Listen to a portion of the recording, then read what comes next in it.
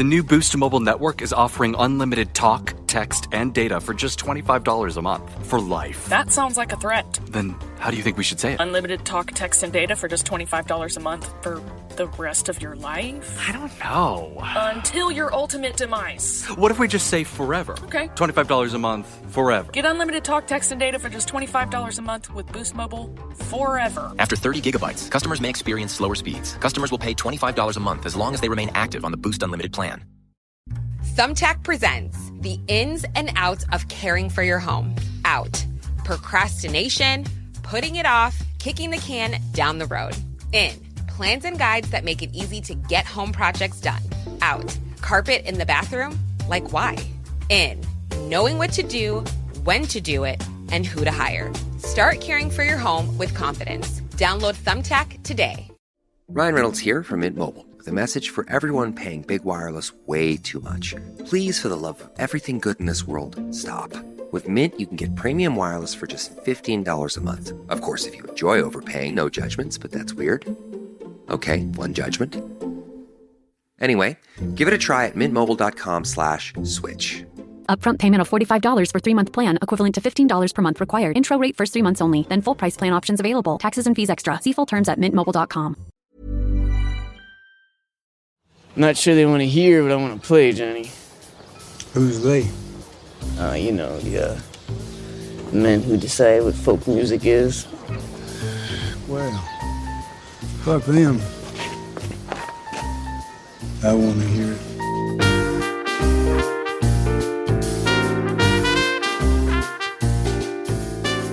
Hello, guys, and welcome to another new episode of Hollywood Gold. I'm your host, Daniela Taplin Lundberg, and I'm here with my right hand, Vanessa Mendel. Say hey. Hey. How are you? How excited are we today for an episode of A Complete Unknown, the Bob Dylan movie? The Bob Dylan movie. I mean, I have to confess, in September, I think I said on this podcast that I was incredibly skeptical about this movie being good. I think I agreed. Yeah. Yeah.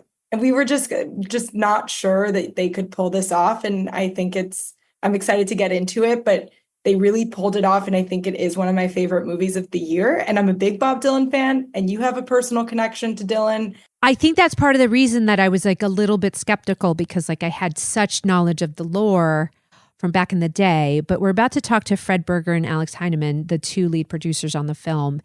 And I am so excited to dive in to hear how they got it done, because they really did such an incredible job. And James Mangold is like one of the greats. So yeah, can't wait to get going. All right, let's do it.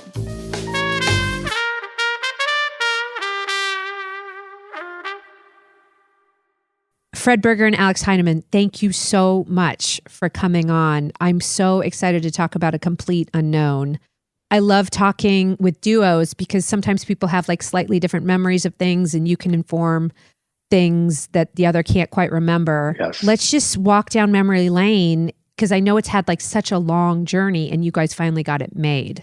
So whichever of you sort of came to it first or had the first memory, jump in and just tell me what your first memory. I know Jay Cox, actually Jay Cox was a friend of my father.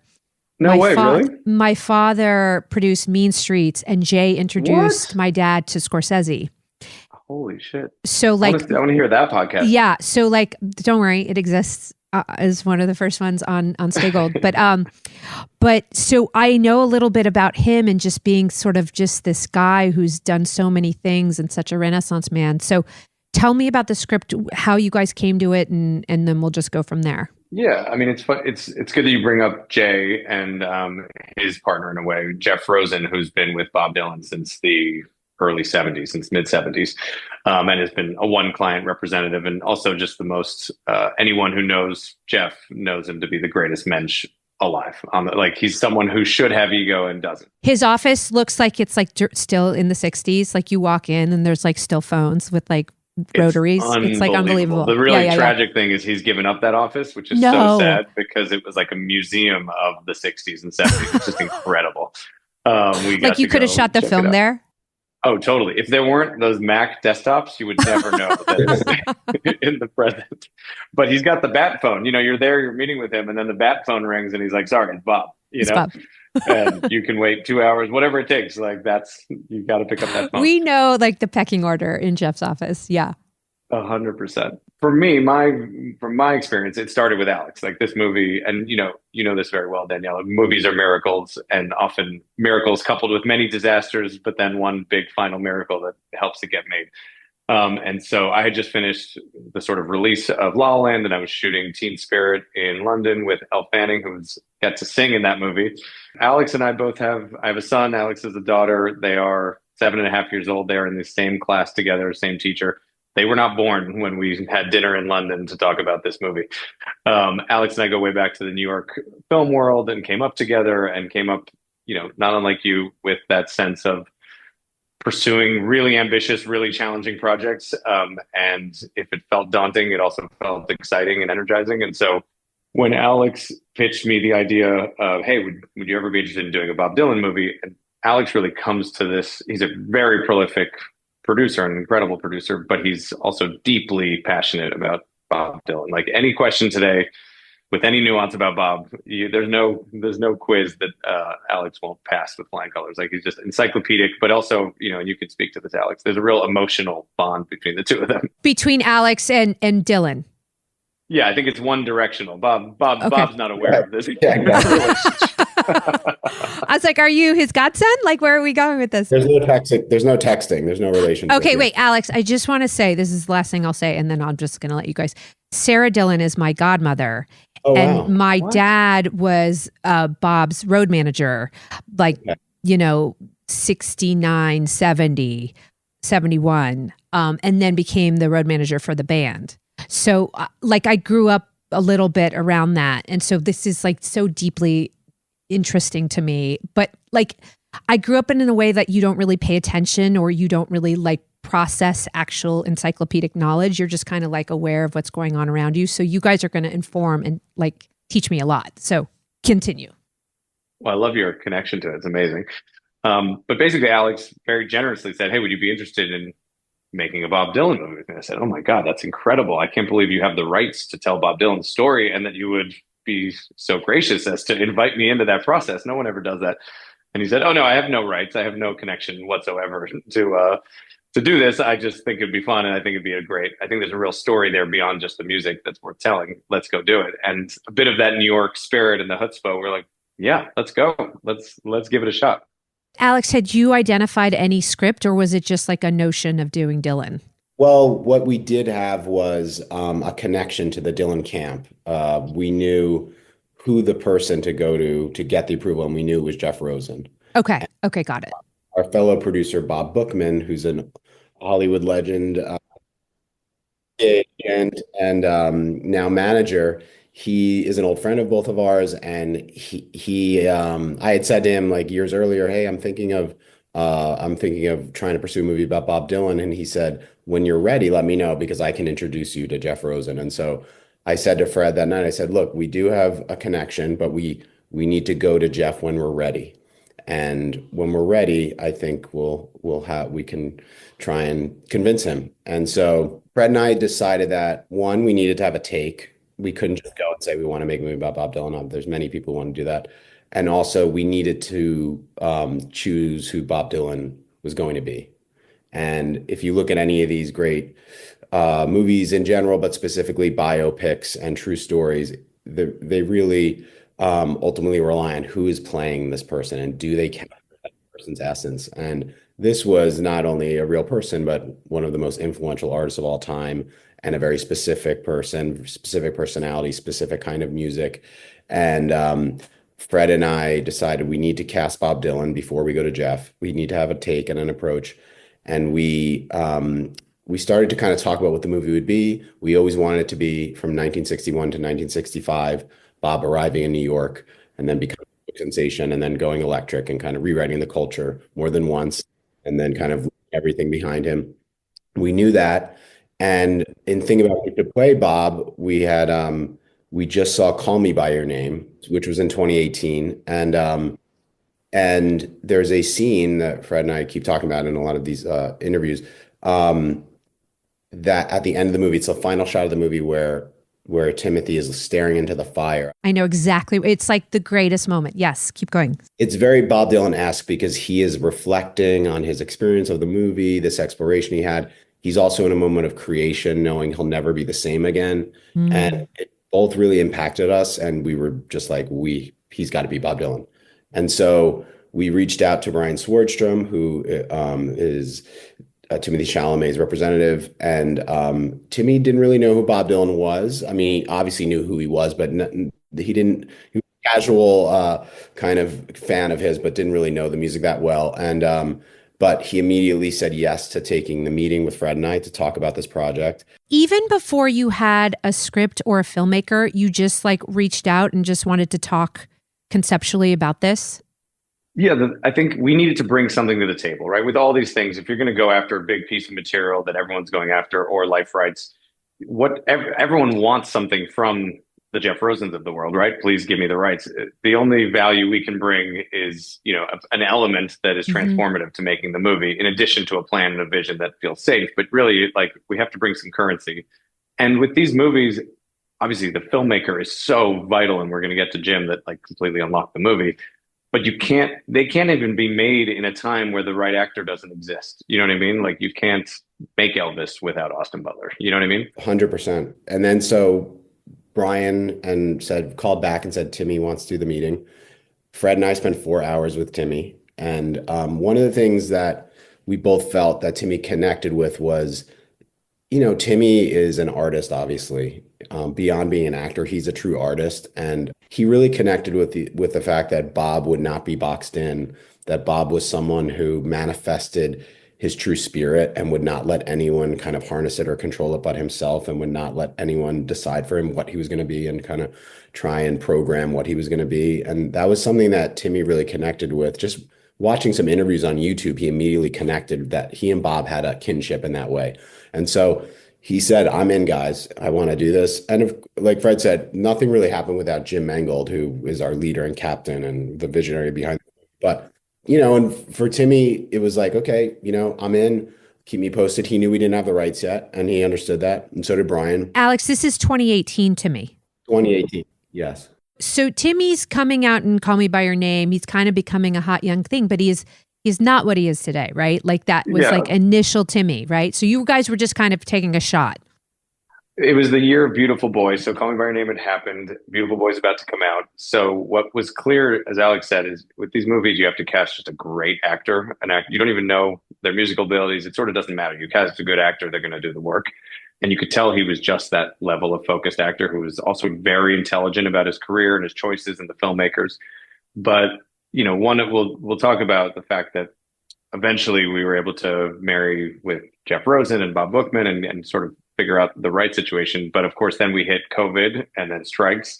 And so it was many years. We were supposed to shoot in 2020, and then we ended up shooting this past year in 2024. And all of those, as you know, it's existential. When a movie pushes, when it has a start date and then that start date gets lost, the odds are the movie's not going to happen. And movies get more expensive, and there are costs to having prepped a movie and then restarting. So with each of those pushes, there was years of anxiety and existential dread that this movie that we love so much and that we're so committed to telling along with Jim and the cast would fall apart. But of course, when you get to day one, you realize all of that was a blessing, because it gave Timmy and the other actors, but Timmy specifically, 6 years to train on guitar, harmonica, movement, dialect across 3 different eras of Bob Dylan's life, because he's a different singer and speaker across different years. And selfishly for us in Searchlight, in a really meaningful way, he then did 2 Dune movies and Wonka, and he just became the most valuable actor that you could possibly. Came out in quick succession. Yeah, and he went from someone that you speculate could be incredibly talented to someone who's a bona fide movie star, and who also is coming into his own power, even as a promoter of movies, let alone someone who can be a leader on set. And so, I mean, I think you've seen the way he's handled the press tour is just someone who is kind of, the irony of what Alex was saying about Dylan at the time. I think he looked at Dylan and said, as a young actor, I'm trying to make everyone happy, and we're all people pleasers in this business. I'm so amazed that Dylan was able to have a press conference in 65 and just completely fuck with all the journalists. Have you seen that press conference? Yes. It's incredible. I think he hooked into something that he didn't have at the time. Do you know what I mean? And now as he's getting older and maturing, he realized with this press tour, in a very, mean, he's become so reverential of Dylan. It's become a huge, huge influence of his entire life. Although he understands he has to do it his own way. He's not going to mimic what Dylan, he's not like, what would Dylan do? Says, what would Timmy do? And I think for the first time, he feels like now he can define his own, the way he speaks about movies, the way he presents, the way it was his idea to do SNL as the musical guest. And just, I think we've all emerged as changed as artists through the process of making this movie. I literally just got the chills because he's like Timmy's gone through the transformation that you kind of depicted for Dylan in the actual film. It's fucking crazy. That's amazing. Yeah, that's unbelievable. 100%. Yeah. Okay. Love that. Okay. So Timmy is like sort of taking it unto himself to like start singing and learning guitar and all this stuff in this interim, or are you guys sort of prompting that? Fred and I made the call to our old friend Bob Bookman and said, we're ready. We have a vision and we have an actor, and it's Timothée Chalamet. And he said, great. And that day he introduced us to Jeff Rosen, and we sent Jeff our kind of little vision statement and also the fact that Timmy was attached. And Jeff called us literally the next day and said, which was crazy and nerve wracking. Fred and I got an email saying, this is Jeff Rosen. I can we talk? And it was just like, oh my God. I think it was the scariest day of my life, honestly. And then we spoke to him on the phone and he said, look, guys, here's the thing. I like what you're talking about. I like your approach. I love Timmy, but the rights you want are not available at the moment. So sorry, the answer is no. And Fred and I said, that's cool, Jeff, but you know what? We'll wait as long as it takes. So can we have breakfast with you? Can we hang out with you? And he said, I come to LA once a month to see Bob. So next time I'm there, we will hang out. And we were very persistent and we followed up with him many times. And then we had this great breakfast with him in Santa Monica. The three of us got along amazingly. And he said, give me a minute. I like you guys. This is a good meeting. And over the course of that year, we would check in with him. And then at the end of that year, which was the end of 2018, he called and said, great news, guys. The rights are now available and I actually have a script. And the movie that I've been developing myself for the past 6 or 7 years is the same movie that you guys want to make. So when he meant the rights, did he mean like the life rights or the musical rights or what? HBO had been developing the Jay Cox project at HBO, right? With Jeff Rosen producing, and that's everything. Life rights and music rights all together. And someone was asking us about this yesterday. He can still, while HBO has the rights to all of the music to tell a version of the movie, it's really the life rights that are crucial, as well as Elijah Wald's book rights that Jay had adapted. But he can still be licensing a track to an Alma Harrell movie or to a Scorsese movie at the same time. So it's not like the music rights are exclusive to one place at one time. But you cannot tell the Bob Dylan story, obviously, without the life rights, as well as the ability to use whatever music you needed. So they were about to expire. Basically, HBO was going to put it into turnaround, the project. And Jeff and Jay had been developing it since 2011. And he said, great, when they do lapse, why don't we marry everything together? And Bob, who'd been so instrumental in sort of unifying everybody, came on as well as a trusted partner of Jeff's. And we went out to the market with a project, a great script, rights, music, as well as, the perfect actor minus the 10 poles to back him up. We went in a very limited way. We didn't really take it out to the marketplace. There were, again, nice fortuitous coincidences, like Brian Switcham having lunch with David and Matthew over at Searchlight, mentioning it, David being a diehard. In each pairing, there was one diehard Dylan fan, another appreciator who also saw the potential. And I think that always helped keep the compass in the right place. And Searchlight, although was never going to be the biggest financial home, as you know, there's constraints to the model there. They just, we knew this movie could be special. We knew it could be theatrical. We knew they could market it in a way that felt dignified and elevated. And that was very important to Jeff Rosen in particular, who was our beacon, right? Like we could give advice, but really whatever Jeff and by extension, Bob Dylan felt comfortable with, we really wanted to support. And we love those guys at Searchlight. And so we started on the road. The big inflection point, at this point, we still don't have a movie. Without a filmmaker and without a real vision for the film, it's just a bunch of elements with potential. Fred and I never thought we would. Jim Mangold, as Fred was saying the other day, was the prototype, not the person who would ever walk the line. You were like, this guy knows how to do this kind of thing. Yeah, and all his movies, Logan, 3:10 to Girl Interrupted. But also, you're like, you made this seminal music movie. Like you set the bar as high as possible. you're unlikely to want to tread in this territory again, especially in a fairly similar musical era. Totally. Right. So it's like we can dream of Jim, we can talk about Jim as the prototype, but we don't want to even insult him by asking him to go into that area again. And of course, fate helped us out. So this was now 2019, the fall of 2019, and Jim Mangold was in Telluride with Ford vs. Ferrari, and Matthew and David were there with probably 5 movies because they always have 5 movies a year at least. And they were on the plane back to LA, and they were just kind of talking, the 3 of them. And Jim said, "What are you guys working on? What's exciting to you?"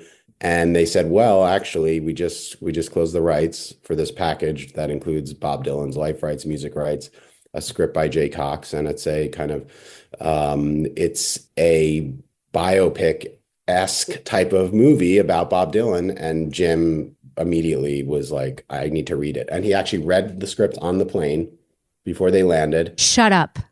Yes. And before he said, "I'm doing this," he read the script on the plane and told them, "I'm doing this." And they said, "Great." I think they were in shock. They're like, "Okay." I mean, by the time they landed, he said, "I'm doing this." And with no deal in place, Jim started rewriting the script and kind of bringing his vision and really channeling this amazing vision that he had for this movie, which was not only about what his vision was.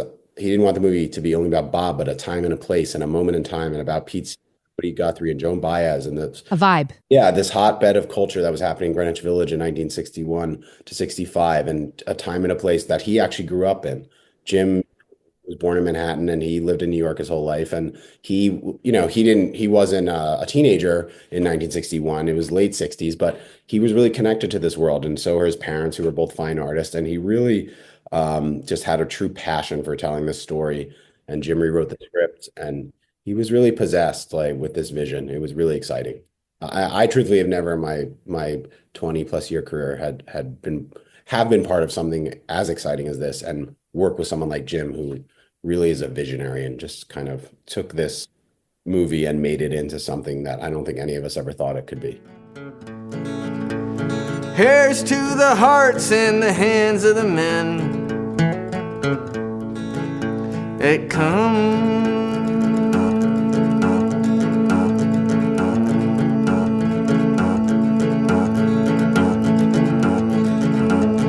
Dust and are gone with the wind.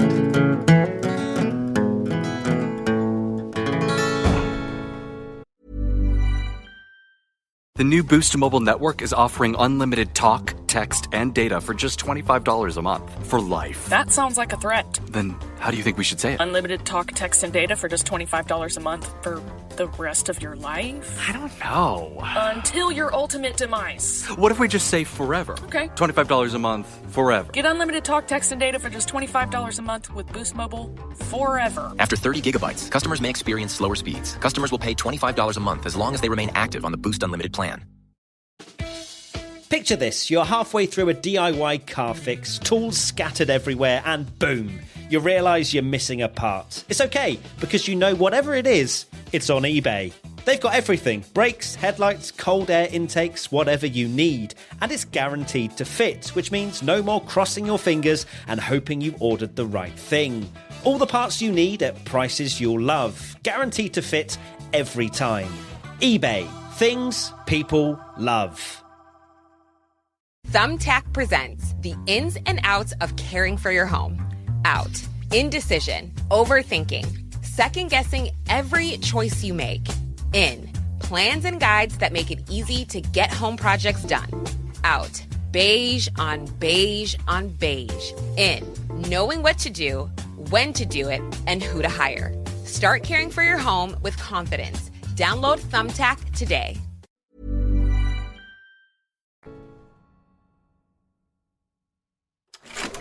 This young man, he's been playing around town a bit, but I thought it was high time he took the stage at Folk City, so I want you to give a warm welcome to Bob Dylan. I've heard about this plenty of times where it's like suddenly that piece of talent attaches and it is a rocket ship. It's just like, okay, here we go. Was that what happened? Like when Mangold was on, was it just... Yeah, it was a rocket ship that then, crash landed pretty quickly with COVID. But at the time, Jim, as Alex said, Jim landed, started writing immediately. He really loved Jay's script, but felt as Alex said, a couple things. One, we got to Newport much sooner in Jay's draft, and I think he really wanted to prolong the kind of rise and increasing suffocation that Bob was feeling before the explosion happens in the end, to really put you in his shoes for why that rebellion has to happen. He also, his mentor is Milos Forman, and who did Amadeus, which is another incredibly seminal movie. And I think Jim was really brilliant at distilling things in simple ideas, simple narrative concepts. So he said, it's Amadeus in the folk world. If we have an unknowable character who the only thing that is known about Bob Dylan is that he's unknowable, right? That he's never let anyone define him or characterize him with any concreteness. So the idea that one Hollywood movie would attempt to do that is inherently false. It would be out of tune for anyone who knows anything about Dylan, and it would be just a bad guess. What's the thing in his childhood that made him write "Blown in the Wind"? It's just cheesy. Yes. Well, I want to ask about that because there is that temptation to explain who the genius is and where it comes from. And unless you're just doing the Amadeus, which is like he sprung from the womb fully formed, he is just a genius. But was there a debate about sort of who is Robert Zimmerman? Why, who is that guy who came to New York? Did you guys debate that at all? Or was it just like, no, we're going to just paint this picture of him in the moment? As a principle, and I think Jim really felt strongly about this, it's what's the most contained period of time to express something essentially true about this person as well as this period in time, right? It's not that folk versus rock is not very interesting unto itself. It's what it says about Bob, like what the betrayal of relationships, the willingness. The way Jim expresses the movie in really simple terms is a boy felt suffocated at home in Minnesota. He leaves, changes his name without a penny in his pocket, finds a new family in New York. They suffocate him and he leaves. That's like the one-line description of the movie. So to imbue the stakes of the end with all the relationships, but also a sense of cultural change. Like Bob spoke to a moment in a way that was singular, and he was able to kind of meet the civil rights movement or other, tumult and upheaval of the day with such specificity and beauty and poetry, but also didn't want to be characterized as a agent for change. Like anytime he was in a box, he would just rebel from that and say, why can't I just play rock and roll with my friends? You know what I mean? Inevitably, if you try to go back to the past, one, it's not narrative drive. You're just setting up with information and exposition. And how do you reduce a childhood to one scene? You know what I mean? Or two scenes or a parent, it just starts to feel kind of thin and just corny. And so we'd rather, and that's where Jim came up with the title also, A Complete Unknown, which is obviously, it's funny, No Direction Home, A Complete Unknown, or kind of, complimentary in the lyrics, but it's a clue to the movie, right? It's like, we are not going to tell you who he is. He is still 60 years later a complete unknown, even if we know him so well in the culture. So don't be looking for answers. The thing we will tell you is that he refused at every step to be defined by others' expectations or by outside forces. And anytime he felt suffocated by that pressure, he was gonna shatter that box and chart his own path. I want to dig into that just a tiny bit more because I just watched the D.A. Pennebaker doc in advance of this, just trying to get, because honestly, this has been an education for me too, trying to get a little bit more into the brain of Bob. And that was such a verite style doc, and just one of the first ones, actually. I was so fascinated because there is so much footage of him being interviewed by journalists who were trying to understand how this guy could be such a genius and distill these highly complicated ideas about the world at large and society into these brilliant songs. And I want to hear, Alex, your opinion, because you do seem to be the Dylan aficionado. He wasn't incredibly articulate when communicating with these journalists. He was always throwing things back at these journalists and sort of questioning them, but never really over articulating what his songs were about. And I just want to understand from your perspective, was that him just not wanting to have to say any more than what he said musically? I'm just looking for your opinion, basically. Why was he so glib, do you think? I think a couple things. One, he gives everything in his music. I think people say he's enigmatic, which he is, and not accessible. But I mean, he pours his heart and soul into his music from that period through his entire career. So what else could you really ask for from an artist? And a lot of his music is very personal, about personal relationships and about his life. And I think he's given a lot to his audience through the music. And so then to ask for more it's complicated for an artist. I think any artist. There's one question that one of the reporters says, he says, how many other folk singers toil in the same type of genre that you toil in? And Dylan says, I think 352. And he throws out a number and the guy's like 352. He's like, yeah, he's like 352. So I think he felt the questions from the press were just so ridiculous. And he also felt, and you can see this in Don't Look Back, there's the famous scene, I think it's Time Magazine, that the Time Magazine reporter is interviewing him. And he can tell that the Time Magazine reporter hasn't really listened to his music, hasn't really, been to one of his shows. And so he's just become someone that is interesting to write articles about because it'll sell magazines, but the reporter has no relationship to his music or trying to understand it. I think he was, one, young, trying to figure it all out. He was 22 years old. He, two, had no role model really to look to. And three, he kind of felt like these journalists were not trying to understand him as an artist or really understood his music at all. And so he just felt like he should shut it down. I think a lot of people sit in front of press questions, whether it's politicians, athletes, or filmmakers or actors, and feel that way, but very few actually say something about it. You know what I mean? Everyone's obsequious because we want them to like us. You know what I mean? We don't want to create controversy. And I think there's something in the way Bob moves through the world from then through now. People say, how could Bob Dylan, alive, well, touring, let you make a movie about his life and not really, ask for any creative constraints? And I think it's all part of the same gene that he has, where it's like, I don't care, like it's all part of a fable. And why should I care what they think? It's a lot of like, it's not even a defiance. It's kind of like a lack of understanding why others would care about these things. Do you know what I mean? I love that. And it's a superpower. For me, it was, yeah, someone who was 20 who had such a vision for themselves. And Bob has this line. He says, this is in the Rolling Thunder Review. I guess it's slightly a mockumentary. Great movie if you haven't seen it. It's on Netflix. He says, you don't find yourself, you create yourself. And maybe it's me, but I never heard that anyone say that before. And it was very enlightening for me. It's like, yeah, you don't find yourself in this world, you create yourself. And it's in our movie. He says, there's a scene that Jim wrote in the diner with Elle Fanning and Timmy, where he says, they're talking about this movie they just saw. And he says, she's not trying to find herself like some lost shoe.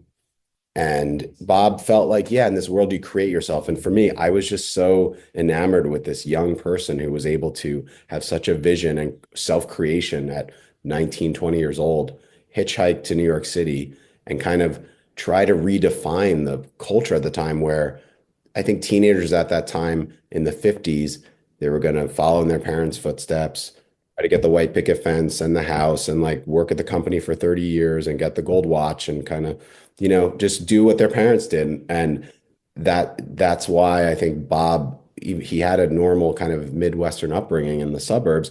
He thought, I'm not going to be like that. And I think that's why so many people were affected by on top of that, his genius and his music, but this message of like, we don't have to follow in our parents' footsteps. We don't have to do the same thing generationally. We can change things and shake it up. My dad was around all those guys at that time and was at Newport actually, is when he started sort of like working. So he like witnessed that, he was there when he went electric. And I think this notion of counterculture, like it's something my father continues to sort of like explore today, but it's just like the boldness of just being like, I'm breaking out and I'm just going to do this thing, and people like following him like messianically, it's just like, it's so fascinating, and it should have relevance today. Like what is that today? Does that sort of countercultural voice exist? And if it does, where is it?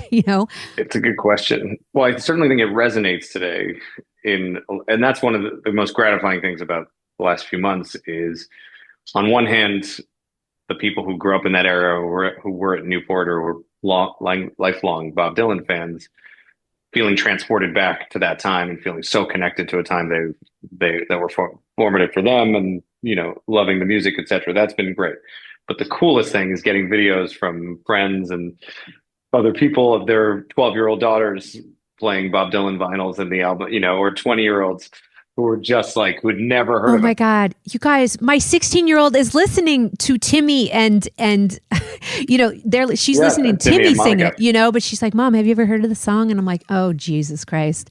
But it's amazing. You guys are like introducing a whole new generation. It's incredible. It's really cool. And I think the music feels timeless, right? I think when you discover it in a context like this movie with Timmy, who's such a great ambassador and sort of connector between this generation and Bob, there's like a gateway to that. But it's also the music still works. You know what I mean? The music feels so current. The music's so catchy and beautiful and powerful and singular, and it just doesn't feel like a time capsule or a relic of a museum that you're admiring from afar, but it feels like it could have been written today and just as affecting today because it is just so unique.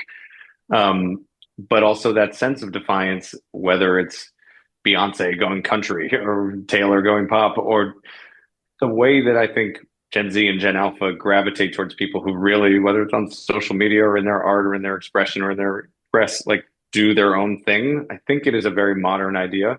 And equally, it's at a time where political, social, cultural upheaval was very much intermingled with art and music. You know what I mean? Like they were all in dialogue and affecting each other in real time. And I think at a time where post-COVID and post the political elements across the world, I feel like people are looking for at least a sign that, okay, we have something we can do. Like our expression can have some power. Totally. Right. Authenticity is what is winning the day in all forms, I think. I wanted to talk about like the importance of the women in Bob's life as a way to like communicate his development in those moments, and what the conversation around Joan Baez and Elle's character. I can't remember her name. Well, Elle's character in the film is Sylvie Rousseau. Her real name is Suze Rotolo. That's who the character is based on. It's the only character whose name has been changed for the movie. And that was at Bob's request. And what's really beautiful, that I think it's really moving to Elle, that he still, she's passed away, that even this many years later, he cared for her so deeply that he's protective of her now as a private citizen who wasn't a famous folk singer or icon, that he wanted to protect her privacy, was really touching to us. And, the notion of, well, people might be confused and ask about it on the press story. Like, why would anyone care? You know what I mean? Again, not to quote him. So it's not meant to be an amalgam. It really was. Okay. It's 100% Suze. She's on the freewheeling cover. It's just of course. Purely just out of respect for her. Love that. Really a beautiful moment of all this is Joan and Monica have just met 2 weeks ago, I believe, at a concert in San Francisco. Joan had gone to see the movie. She spoke really generously of it in an article. And then Monica went up to see her in concert and they had this great moment together. But Monica really fell in love with Joan. They spoke briefly before she started shooting, and Joan really liberated her to make it her own. But the fact that they got to meet and that Joan was so complimentary of the performance and that they have a connection even where they're from and their background, just so special when that gets to happen, because often you're telling stories about people 300 years later. So that's been a really beautiful moment recently. Well, I think Sylvie was kind of the last person that Bob met before he became, an icon, essentially. He never met anyone after her. I mean, there are other people he did, but that he had such a deep relationship with before he became Bob Dylan. And then, you don't really know people's agendas anymore. So that person in the movie is really important to him. You can see that because she's the one person that, she loved Bob for Bob, not for being Bob Dylan.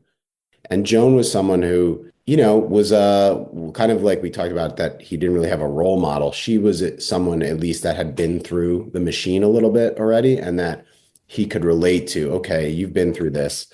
What am I in for? Because Joan was already, by the time Bob met her, she had already become Joan Baez and was this person who was a folk sensation. And so she helped Bob, kind of brought him into this world, made him comfortable. She toured with him. She recorded his music, which helped him kind of as a voice become relevant to the community. And they had a deep relationship. They had a deep relationship all through the 70s as well and beyond. And so they're both very key, important characters, as well as Pete Seeger, who's someone who Bob really revered and looked up to and was a kind of paternal figure to Bob in that scene. And when Bob showed up in New York, Pete Seeger was the kind of the grandfather, I guess you could say, of the entire kind of folk scene. I read an interview with Mangold where he sort of talked about like creating this narrative in the spirit of like creating a dynamic, plot. And, a lot of these things, he didn't actually go sleep at Pete Seeger's house after going to the hospital and that kind of thing. Did you guys talk a lot about like staying true to the actual events of the time or making changes for like narrative purposes? Like, was that a discussion, or was it just something that was Mangold's instinct as one of the great? Listen, Jim not only made Walk the Line, obviously, which I think found such a great balance of being really true to the actual events, but also charting a narrative that was, if they were all fictional characters, it was just a beautiful love story, right? With someone who's also trying to grow out of his own issues. But beyond that, he's also made Ford Ferrari very recently, which also takes a really complex web of true events and real characters and weaves them in really well. So we knew we had this incredible director. What I didn't fully realize is how good a writer he was and how exceptional a producer he was. And from that first draft that he sent to Alex and myself, the voice of the writing, because that's a hard era. When you read a period movie and it's imitative of basically you're just imitating movies you've seen. You're not actually in the era itself. And because he grew up around those people, his parents were artists, and he had done so much research so quickly, he captured, even in the prose and in the screen direction, he just captured the voice in such an elegant, nuanced way. And the dialogue is so tricky. And of course, it evolved for years and years. When Edward Norton came on, Edward again was really intent on making sure that Pete's perspective felt really valid and strong. And so he wrote just overnight. They met with Edward for a few hours and then sent us the teaspoon scene at the end of the movie, which is such a great and meaningful scene between him and Timmy. And I was just marveling, like, that's a great writer who just, like, it flows out of him with such ease, with something that I've rarely seen anyone accomplish. So it was just a gift. And so it just created an atmosphere of safety, because when you have that level of clear vision, the best craftsman, and space to tell the story well, really what it allows for is play. You know what I mean? Like, he creates such an environment where it's like really specific, really meticulous. And within that, you can try anything you want. Lots of improvisation or changing the scene, and he'll find it and just refine until he gets to a perfect take. He's like a Mozart in his own right. It's like so impressive that every movie he creates it feels like it's in that era that he's, that it's like its own world. It's like world creation in a way, Well, that's exactly what he loves talking about. I don't know if you heard this or read this, but that's exactly, he's like, Indiana Jones and Logan is no more world creation than Walk the Line, Ford Ferrari, 310 to Yuma. Every movie, you are creating a world. That world has to be believable and fully formed. Like, outside of the frame of the camera, it still has to exist there. And so when we're in the streets of New Jersey that have been refashioned to Greenwich Village, I mean, we kept forgetting. I thought we were at Minetta Tavern every day. Like, it really, and that speaks to his team, Francois and Faden and Ariane and the rest. Like, there's a real attention to detail in every element. And that allows the actors, it just brings a different level of performance, which is also why, after years of creating pre-records, which were incredibly helpful to find the voice of the music, they had to go live, and Jim was happy to let them have that trust fall, even though it created huge technical challenges with sounds all corrupted on top of each other. He's so protective of his actors, and he knew that if they can perform freely and get the emotion of a specific musical moment, especially as intimate as our musical moments are for the most part, that we'll figure out the technical part later. And so to go back, this is a huge digression to your question about fact. It is meticulously researched. Almost everything is exactly true. That said, we were not beholden to exact timelines, the Judas line being the sort of the most salient one, right? That came after the timeline of our movie. Jim put it in Newport 65 because it's essentially true. It's how people felt. It got said later. It's a famous moment. It doesn't matter which date it was actually said in. That's the response of the crowd. How did Bob feel in that moment?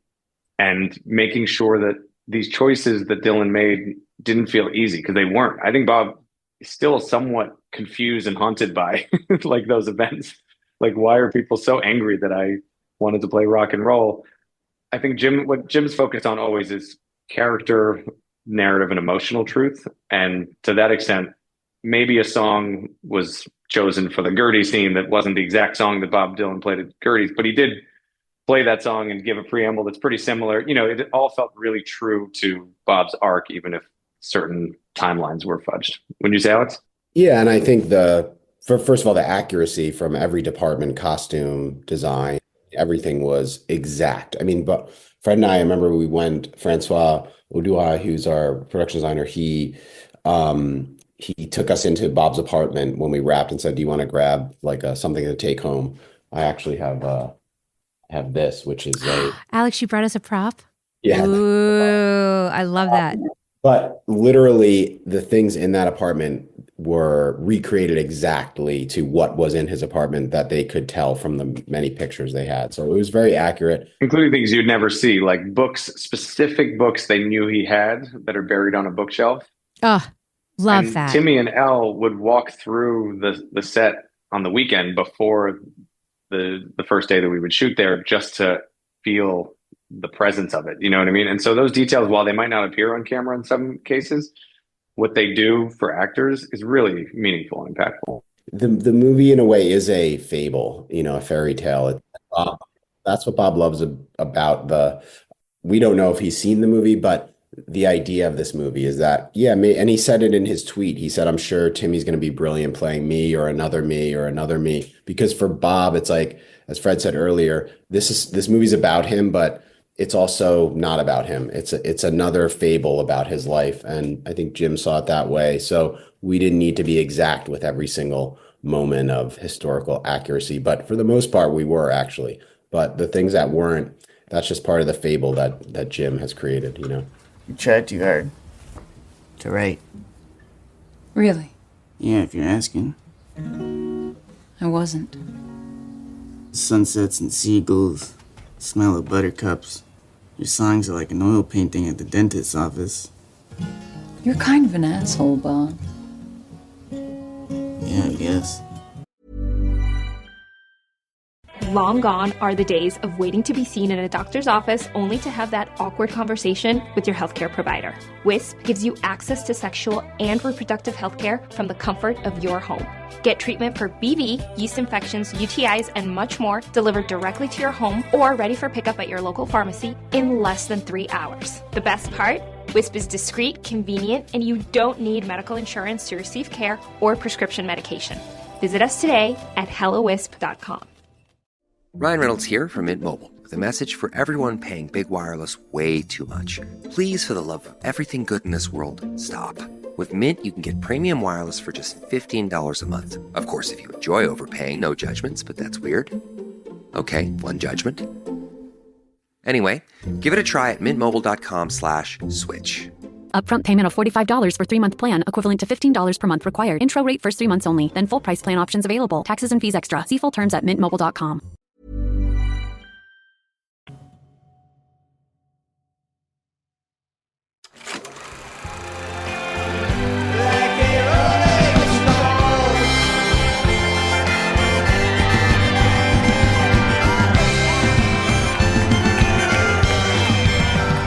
I want to go back to like going electric to being the climax of the film. And in the development phase, how are you going to be sure that that is going to translate to a modern audience, right? Like that is going to be such a seismic shift. How are the kids going to understand? Because like now it's like, what's the big deal? Who And cares? I think you guys did a really, really good job of it. But like, was that a discussion at all? Even in the development phase for you guys, like, were you sure that was going to be the thing that resonates as like, you know, this big shift? I don't think you can ever be sure. And I don't think we were sure, honestly. I think it's Yeah. always, but I think, you know, it's about the transition from folk to electric and acoustic to electric, but it's also about the personal relationships. And actually, Jim was saying this the other day, you know, he was talking about superhero movies on his podcast with Scott Feinberg on Awards Chatter. And in Logan, he made a movie where the stakes were just about Logan. It wasn't about, and obviously And a young girl. But it wasn't about the world's going to end. I need to save the United States from a nuclear attack. It was just about Logan and what his journey is going to be. And as Fred said, about this young girl that he needs to protect and get from A to B. And people ultimately care about characters in movies and the personal relationships. So I think Jim probably felt that, yes, the folk to rock is something that maybe audiences today are, and young people will be like, I don't really care that much about that. But the personal dynamic for Bob and the personal stakes of him having to turn his back on all of these people and potentially let them down. But he had to do that in order to become what he was going to become. That is what I think people resonates with people more than just the acoustic to. I love that. That's so incredibly profound. That's great. That's exactly what I was looking for. But I'll say just one thing on that, Danielle, which is we were terrified. Like, it's not that we weren't sure. That's what I want to hear. Of course. Okay. Like, it's crazy. Forget about just, I mean, a movie whose climax is about folk music versus an electric guitar, which couldn't seem more innocuous today, right? It's also a character that basically his whole arc is just pushing people away. He's having, the second he falls in love with this sweet, intelligent young woman, he's already having an affair the day she leaves. Then he's back with her, then back with Joan, then gets her back on the motorcycle. There's no grand love story like in Walk the Line. There's no struggle with addiction or identity or melodrama. A lot of the things that power a lot of these movies, no manager who's trying to constrain him in the United States when he should go abroad. I mean, it is on all levels the antithesis to the type of mechanics and conventions that create an emotional experience and can at least protect the other nuance of a movie. And then you end the climax forgetting about the sort of stakes being wrapped into movements that maybe young people can't connect to. It's also usually the climax, right, is Live Aid, like triumph. In any climax, you want triumph. You want Rocky to win. You want the big final concert to be anthemic and victorious. And the trickiest thing out of all those debates, I think, was the climax is him rejecting his own fans, and by extension, to Alex's point, pushing away the family that has supported him and elevated him and surrounded him, and that we've come to care about. These are all people that actually he's got bona fide relationships with and he cares about, but he's willing to shatter those relationships in order to be the singular human as well as artist that he needs to be. But it's not a movie that's designed to be manipulative in its emotion. So the fact that people connect to it in so many different ways and resonate from so many different angles has been genuinely the most gratifying thing about the way it's, interacting with the world. So COVID obviously created like a huge issue for you guys, as it did for so many of us in the industry trying to get films made. Come back to like 2019 and take me through how we actually got this to where we are today. So, yeah, I mean, we were ready to go basically. And just to back up to where we were. So then Jim writing the script, creating this amazing world under his vision, he met with Timmy in Toronto, and Timmy saw Ford versus Ferrari, and we were there and loved it. And then Timmy and Jim met, and that's really when Timmy's commitment was cemented, when he met with Jim, told him his vision for the movie. Because Timmy had no deal in place. It was just kind of a light kind of attachment, but he had no deal in place. And really, when Jim met with him is when he was like, I'm going to make this movie and I want to make it with you, Jim, and vice versa for Jim. And then reading Jim's draft got him incredibly energized. Had Timmy ever read a draft before? He had read the Jay Cox draft, I believe. So at that point, we were kind of off and running. That's the fall of 2019. Jim said, this is my next movie. We were budgeting, Searchlight, all of us were ecstatic. Jim was meeting with Bob. We were just kind of heading towards the movie happening. And then COVID hit in that spring. And that kind of, because we were supposed to shoot the summer of 2020. We had dates.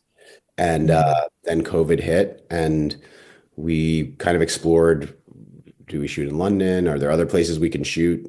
And it just didn't seem feasible. And so, and then Jim also had been approached about Indiana Jones and could not, which we totally understood. That was unlike making a movie about Bob Dylan. Making an Indiana Jones film is a life opportunity, and he's close with Spielberg, and they had been talking about it for a long time. So Jim and they had a COVID plan kind of locked in. And so Jim went and shot Indiana Jones, but said, I'm going to make this movie after Indiana Jones. And probably worked out the best for us because, we had big concert scenes in our films, and it would have been hard to do that during COVID. So then Jim made Indiana Jones, and then he got back, he finished that movie. And now fast forward to the spring and summer of 2023, we all went to New York. The movie was in full pre-production. We were supposed to start shooting July of 2023, and then we had the writer's strike in May, which Oh, was Jesus. a little scary, and then we were able to still push ahead, even though we had the writer's strike, but the actor strike, which happened in July of 2023, really shut the movie down, and so. So had you guys been shooting for a few weeks? No, we had not started shooting. We were about just about prepping. to start tech scouting. Yeah. Okay. So you guys had been prepping for a bit, probably spending money. Fully prep sets were built. We had, hundreds of extras had been fit. We had, in our production office, we had racks and racks and racks of clothing for all of our actors. And Timmy at that point had been training for over 5 years to play Bob. And we were about 10 days away from shooting. So then it was very heartbreaking. We had to pack up and go home. And then, we said we'll come back in 8 months, which was March of 2024. And because Timmy then had to promote Dune and do some other things. And Wonka. God. And Wonka. Yeah, in that intervening time, while Jim made Indy, Timmy made 2 Dune movies, Wonka and Bones and All on that time. I just have to ask you personally, because you guys have been carrying this up a hill for years now. Were these just such devastating moments? I think the shutdown of for me, I think, was the 2023 sitting in New Jersey. Because over COVID, we never, we hadn't opened the prep office. We weren't in pre-production, but the 2023, 10 days from shooting, that was, and we understood that SAG, needed to go on strike, and we supported that, but it definitely was hard, that one. That felt, because, and Jim says this, we all feel this way, but it's hard to get all these people together. It's a miracle to get Jim Mangold and Timothée Chalamet and Edward Norton and Monica Barbaro and us and Ariane Phillips and we're always available. It's easy to get us together. And Faden and our Francois and our amazing HODs, and to all come together and do this. And so the thought of, okay, we're going to leave, go home, and hopefully everyone comes back in 8 months. Because there's a threat it never does come back together, right? Usually, or were you guys pretty sure it was going to once you got back? I think it speaks to the passion and belief everyone had in this movie, and it was more than a movie to all of us. It was recreating history. We're telling an important story, and we have to do this. And so when we finally did come back, and I remember Fred and I on the set, the first day of shooting, it was the courtroom scene with Edward. And, I think both of us couldn't believe we were actually there. You shed a tear? Guys. It was incredibly emotional. What a great moment. When we left, we knew, or we feared, that we'd lose a lot of crew, lose a lot of cast, and ultimately never really come back, because that's usually what happens. That's the story. But we also knew that if we did get to come back, we would be better for it, because in the middle of a writer's strike, you can't make script changes. There were other elements that I wouldn't say we were rushing, but we would have definitely benefited from more time, because they had just finished, he just finished his Indiana Jones tour weeks before we started prepping, and Timmy had just wrapped a couple movies. So we were just so hopeful we'd get back, but we were also grateful for the 8 months. We changed a lot of songs in the movie. We radically changed. I think Timmy worked on his vocals and movement a huge amount, and we kind of redid everything from scratch. The script really evolved in ways that, thank God, made a real impact. And then we had fully cast the movie beyond the hero cast, and a lot of those people that had to leave, and we were able to recast. And some of those recastings were actually less even celebrity faces, but just people who fit into the tapestry of the world. And so everything felt cosmically aligned, that by the time we started shooting, it was it all had to happen. But for 6-7 years, when you're hoping to make something and then it goes away, it's really devastating at first. I want to just hear your perspective on Timmy. We've all read so much about him, putting his phone away for 3 months, and him just so authentically and fully committing to this role. I just want to hear your observations of him, performance wise, commitment wise, just what any anecdotes you can remember, any specific days. I would love to hear any of that. It would be great. It's the greatest gift in the world for producers to have filmmakers and performers and crew members who are fully devoted to making a movie and to the project at hand. And we've been really lucky to work with enormously talented actors who are really focused. And I've worked with a number of actors who you kind of, have dinner with the week before shooting, and it's all fun. And then they disappear on day one of shooting and reemerge on the last day. And that's not to say that any of them are method at all. You call them their names, they're social, they say hello, they're kind, but there's just a sort of intensity and seriousness and focus that is like all you can ever hope for as a director or as a producer. Timmy especially is he's lethally intelligent, but he's also very gregarious and a lot of fun and very happy, bouncy, smiley person, especially when we met him, many years ago. And he called us a few weeks before the shoot and just said, I don't want, this is so important. We have a few months to get the Bob, Joan, Johnny Cash, etc. right. Let's just be protective of that process and protective of them.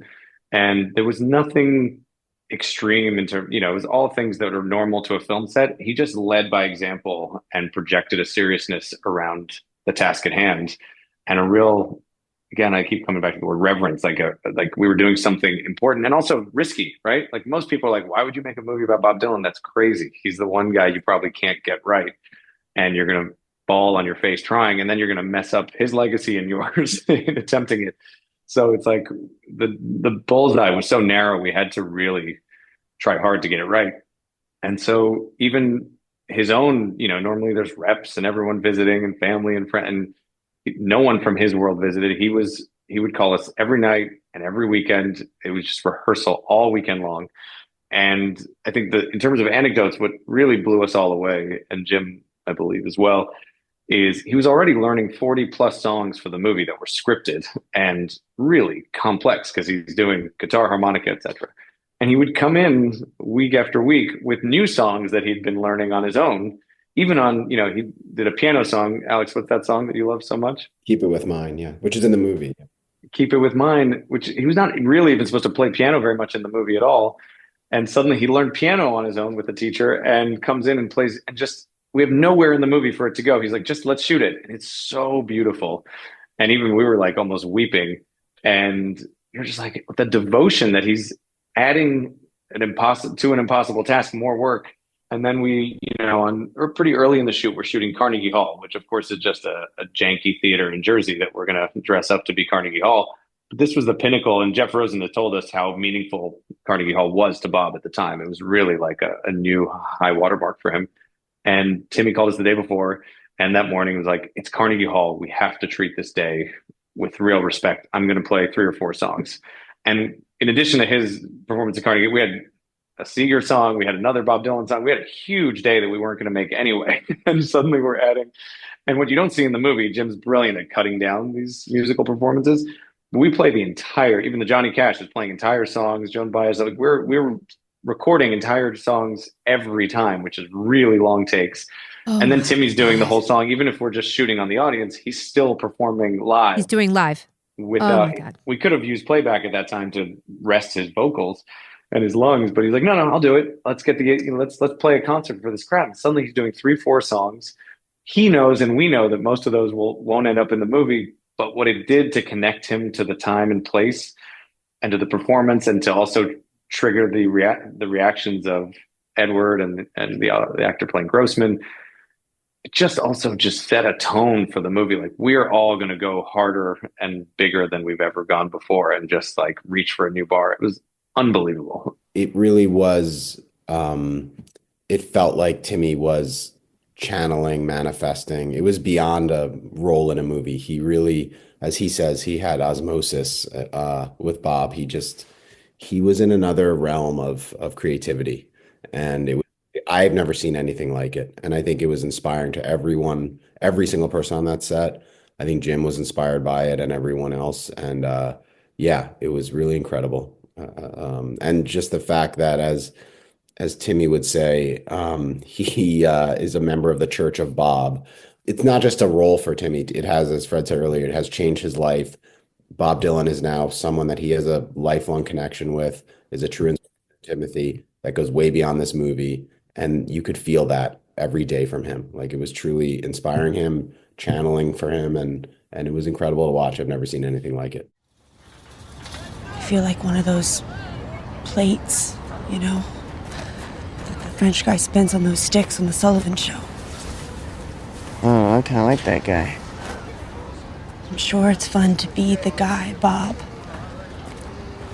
But I was a plate. When you think of skyrocketing brands like Aloe, Allbirds, or Skims, it's easy to credit their success to great products, sleek branding, and brilliant marketing. But here's the overlooked secret. The real magic lies in the engine behind the scenes, the business powering their business. For millions of brands, that engine is Shopify, making selling seamless for them and shopping effortless for us. Upgrade your business and get the same checkout Aloe Yoga uses. Sign up for your $1 per month trial period at shopify.com/retail, all lowercase. Go to shopify.com/retail to upgrade your selling today. Shopify.com/retail. This episode is brought to you by Progressive Commercial Insurance. Business owners meet Progressive Insurance. They make it easy to get discounts on commercial auto insurance and find coverages to grow with your business. Quote in as little as 7 minutes at progressivecommercial.com. Progressive Casualty Insurance Company. Coverage provided and serviced by affiliated and third-party insurers. Discounts and coverage selections not available in all states or situations. Hair thinning can happen for so many reasons. Whether it's stress or hormones or anything, at Nutrafol we've learned that real change starts below the surface. Our hair growth supplements take a whole-body approach and target the key root causes of hair thinning, so you can see visibly thicker, stronger hair in 3 to 6 months. Hair growth starts from the inside at Nutrafol.com. That's Nutrafol.com.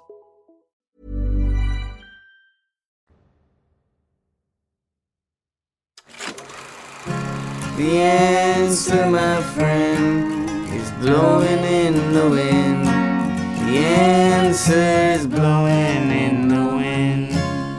I should know this, but I don't. Has Dylan reacted to the film?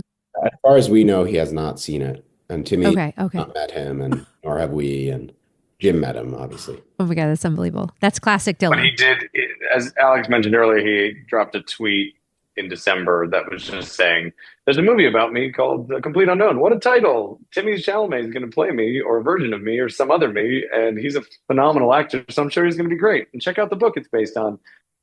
You guys, we could talk for hours more. You are so good at this. I love your stories. I can't believe you've gotten this made after all these years. I hope you guys are just enjoying every second of this. Thank you. My odds are on Timmy for next Sunday, but let's, you guys don't have to speak to that, but knock on wood there. Here's what I'll tell you. It's funny, the nominations happen, and then, you celebrate for a day, and the next day everybody's like talking about wins and losses and mourning if you don't win. It's like, and we talked about this a little bit last time. It's like, this always sounds a little bit Pollyanna, but it's actually, or naive, but it's true. We made a movie that was really hard to get made. We never thought would get made. It was a joy to make with a family of people that was just like, we'll never forget. It's a highlight of our lives, not only of our careers. We finished it like in record time. We wrapped in June, started screening in November, the day after, with a wet print, because we were impatient. We didn't want to deliver in January only to wait 9 months. So Jim's such a master. He was able to show the studio a cut 2 weeks after we got back from shooting and working around the clock. That's insane, guys. That's wild. That's a beast. Confidence as a filmmaker. He's insatiable. Jim is insatiable. There's no amount of work that he can't process. The question is, how can the people around him process how quickly he can respond to them, Again, he brings out the best in everybody. And we were never going to rush it to the point of creative compromise. But all of it is such a whirlwind. You're releasing a teaser 3 or 4 weeks after we got back from New Jersey, even though we're not even remotely close to locking a director's cut. And so it's all been such a whirlwind. And the fact that it's reached like a global audience in a really impactful way. It's one of Searchlight's most successful movies. It is, Jim got recognized as a director and as a writer, and Monica is an Academy Award nominated actress. Like the validation and the emotion we've gotten. I felt this a bit on La La Land. And the emotional response from people when they talk about the movie, and some incredible filmmakers and actors, as well as just people all over the country and the world, just random people outside the industry. It's not just, I admired the movie, it was cool. It's like, I felt something, and they all have their own personal connection and relationship to it, or just sending all these videos of their kids channeling Dylan songs. It's so much more gratifying than any, statue or further recognition that honestly, like people stress out about wins and you miss the greatest part, which is just being in conversation with other artists, which is the whole point of this movie. So we're so grateful. Way to wrap it up. Stick the landing, Fred Berger. I have my producer here like nodding. Great work. Good job. You guys are both like such a joy. Thank you guys for doing this. I hope you continue to have like the time of your lives and have the best time next Sunday. And I hope to see you next Thursday. And I'm so happy for you guys. Way to go. What an accomplishment. And you both are amazing. Thank you. We love you, Daniela. Thank you for letting us drone on. Take care. Love you guys. Bye. Thanks. And the first one now will later be last, for the times they are a-changing.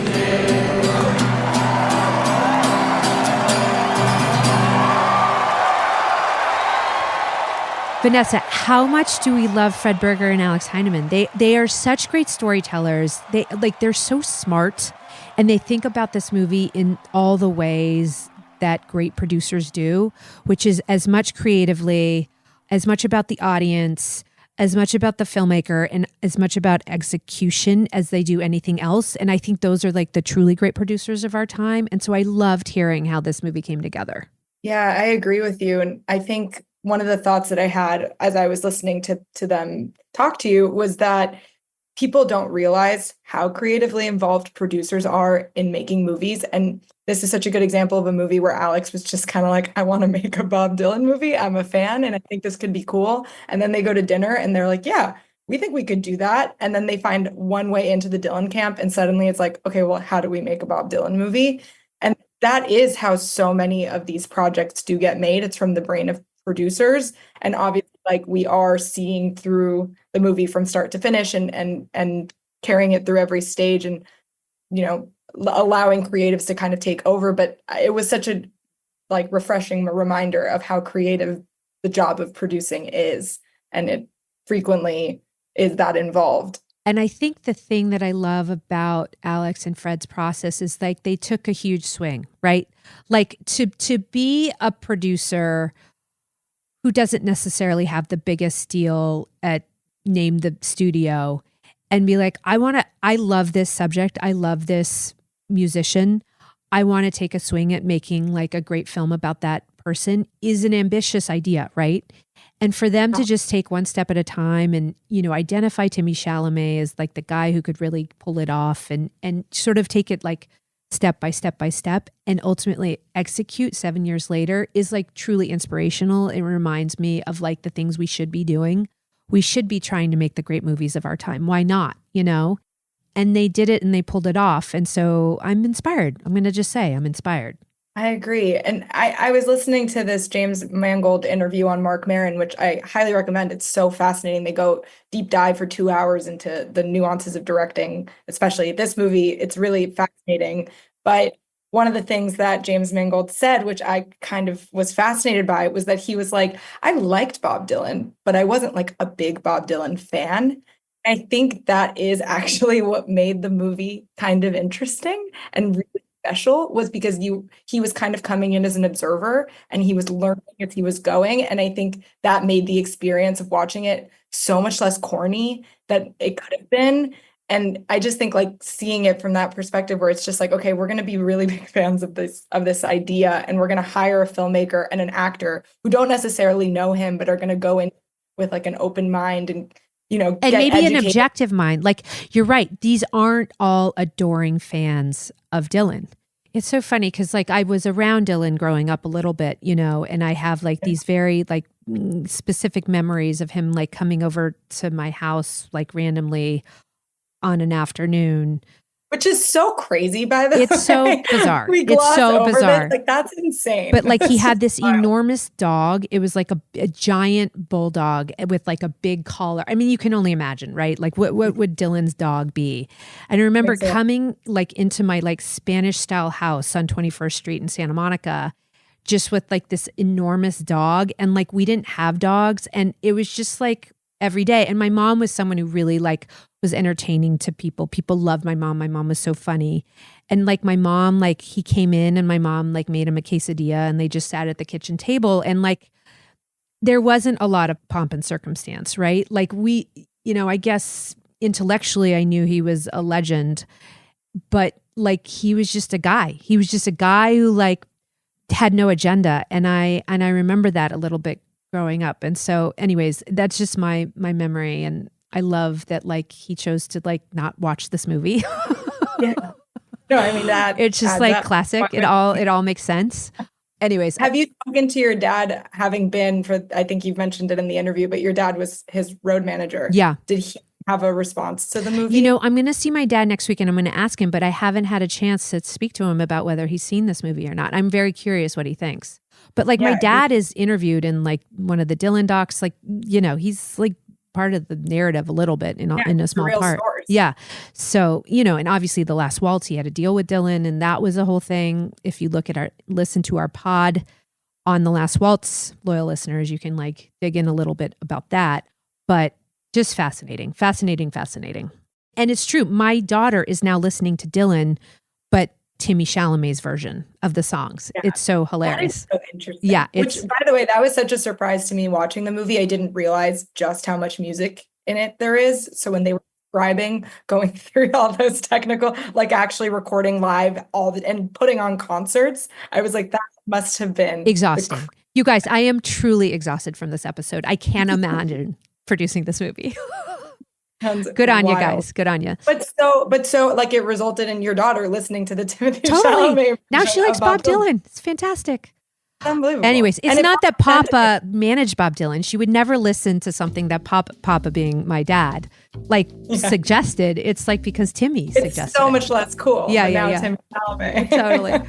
Totally. Anyways, that was such a fun episode. Love those guys. Let's do the wrap up. Guys, follow us on Instagram at Hollywood Gold Pod. Like and subscribe wherever you get your podcasts. We're on Spotify. We're on Apple. Go to our website at staygoldfeatures.com and hit the merch tab to get yourself some merch and sweatshirts. And stay gold, guys. Don't forget to stay gold, people. Love you. Bye-bye.